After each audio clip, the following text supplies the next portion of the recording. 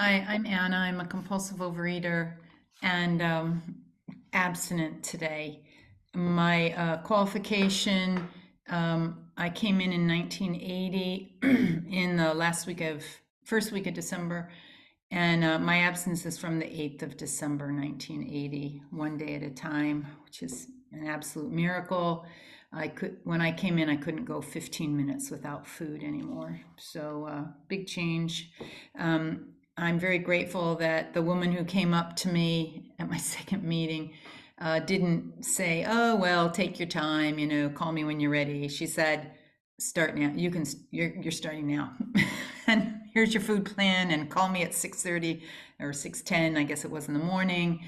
And I've been abstinent since that day. I think if she'd given me the option to wait till I was ready, be I'd still be crazy in the food. The 6 months before I came into program, I'd gained 150 pounds and lost 120. So I was steadily going up. And I was scared because I couldn't stop. I couldn't do the 15 minutes anymore when I came in. I couldn't put the fork down. And it was only a matter of time, gaining 25 pounds every 2 weeks, that I was going to explode. So step one, what she had me do was every day. So I started working almost all the tools immediately, right away. She said, read the first 164 pages of this book before you call me in the morning. I had a sponsor. I used the telephone that next morning. I'd been at a meeting where I met her. She gave me a copy of the big book and the AA 12 and 12, which I needed to use for the questions she was giving me. So there's the literature. She quickly said on my first day of abstinence that now if anyone calls you, you'll be able to do service because you'll be able to share with them that it works. So I started doing service it was my second day in program. And I forget what the other tools are, but basically every tool was then part of my life. And that we didn't have action plan as a tool, but we definitely had do whatever it takes to be abstinent today. And part of the agreement with her as sponsor was if I was going to go back to the food, I had to call her first before I took the bite. And that helped me a lot because I'm like, oh God, I have to call her if and it was just simple mind games, but they worked for me. For some reason, I was ready. I had no clue that I had an eating problem. All I had been doing was trying to control my weight for all those years, including cutting off long hair to lose weight and things like that. I thought all my problems would be solved by getting married, so I was sleeping with guys thinking that would help them ask me to get married. Of course, it had the opposite effect.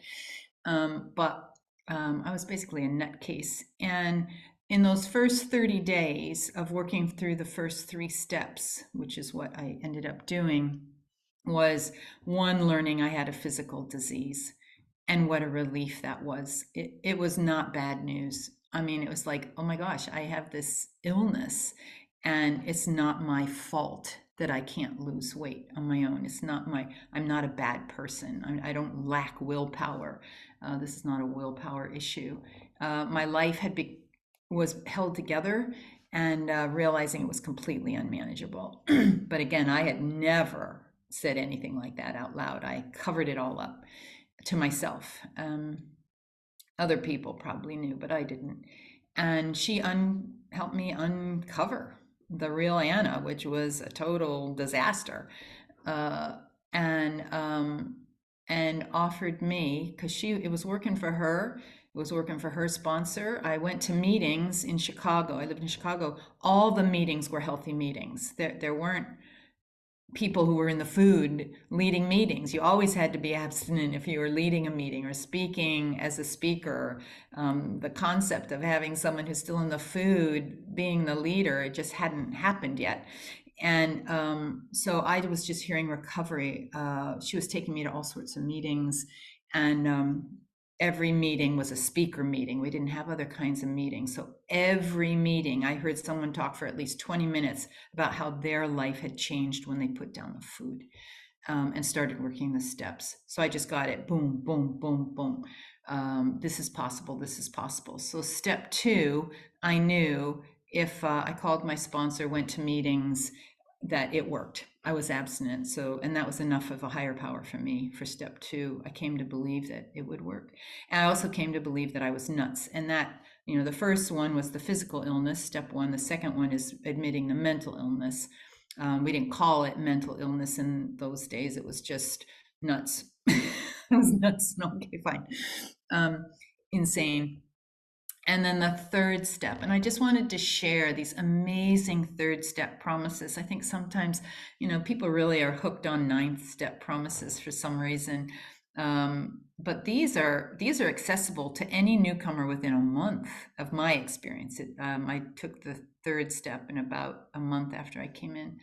When we sincerely took such a position, the position is, I'm on page 63, so I will be changing language. If you care about that, you can read along. The idea that we had to quit playing God, and there was a different higher power that was going to help us. When we sincerely took such a position, step 3, all sorts of remarkable things followed. We had a new employer, being all powerful. He, and I didn't like the he, and my sponsor said, oh, get over it, Anna, just change it. God, whatever. He provided what we needed. If, and that's the important word, there are things we must do, if we kept close to him and performed his work well. And that's what I'm going to learn how to do, steps 4 through 11, really. Established on such a footing, we became less and less interested in ourselves and our little plans. I love that, our little plans. They were big plans, I thought. Yeah, they're pretty little. Little plans and designs. More and more, we became interested in seeing what we could contribute to life. I was a sucker. I was a leech. I took everything out of everybody I possibly could. I was a compulsive thief, shoplifter. I took a lot. Cheated on all my school exams, or many school, not all, many. As we felt new power flow in the first, I'm powerless at the beginning of this program. Already a month later of being abstinent and working through the first 3 steps, we feel new power, the power of choice. And that's a big piece of recovery. I have a choice throughout the day now, every moment. I have a choice through working these steps.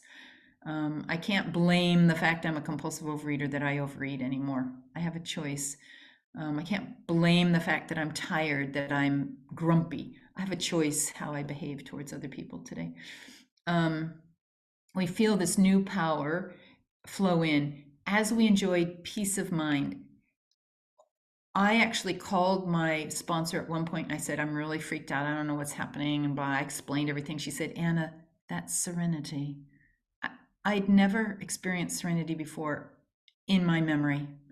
I had no clue what it meant to be like this. And it was very frightening to me. I'd lived in drama. But we enjoy peace of mind. Only been in a month. And my life transformed. As we discover we could face life successfully, I didn't have to be a failure all the time. I didn't have to hate myself or hate everybody else. As we became conscious of God's presence, we began to lose our fear. So this is step 3. I have a physical illness. My life is out of control. I have a mental illness, but there is a higher power that can help me. And now I'm in the process of coming to trust that higher power with everything, not just my food, my entire life. I'm in that process. And these promises, we begin to lose our fear. It's beginning. It doesn't say the fear will go away. In the 4th step, it says sometimes, it's a growing thing. We begin to lose our fear of today, tomorrow, or the hereafter. We are reborn, completely new life. And that was my experience with step 3. And I was anti higher power person kind of thing. Um, and I realized, and we were different faiths. My sponsor and me had nothing to do with our religions, but she 5 taught more me minutes. things, how to let go. And so we're at step 3. And my sponsor had me memorize this prayer. Memorization is not easy for me. And I'm so grateful because I use this prayer about as much as I do the serenity prayer. God, and I use it a lot. I offer myself to thee to build with me and do with me as thou wilt. Relieve me of the bondage of self. I need that reminder so often. Why? That I may better do thy will. And then take away my difficulties in order. And then there's reasons for that in the prayer. So taking step 3, it says at once we launch out on step 4, and that seems to me always a judge. If someone's saying, "Oh, I don't know if I want to do 4," I'm like, "Well, you probably haven't done step 3," because steps 1, 2, and 3 are for me as solid as the stone steps in an ancient building. Nobody's going back and saying, "Oh, we have to rebuild that bottom step." they're like, these 3 steps are really solid. We don't have to rebuild them. And whatever's on top of them, 4 through 9, I've never repeated. I've never had to go back and do any of the first 9 steps again. I worked on steps 4 through 9 for the next year. It took me about 18 months to finish step 9. And step 4 took many months. I was just sharing with a sponsee, I think about 5 months to write it all down. My home, was just, and then step 9, I was a compulsive thief. My house was full of stolen goods. I'd stolen all sorts of degrees and exams and federal monies and benefits, and sharing that all with my sponsor. I always knew I'd get well by doing this program. I believed it. That was step 2. And I'd made the decision to try it, to trust it. And so the opportunity to share the mess that my life had been, and all the people I hated, and all the institutions that had ruined my life, and blah blah blah blah blah, to share that all with my sponsor. And we had 2-hour sessions for a couple of weeks, and every day. And every time, I told her things like, I pick my nose and eat it, or things I'm scared someone's going to find out about me, or whatever it is. And it was just so brilliant because every time I shared something with her, I felt lighter, as opposed to, "Oh my God, I'm so embarrassed."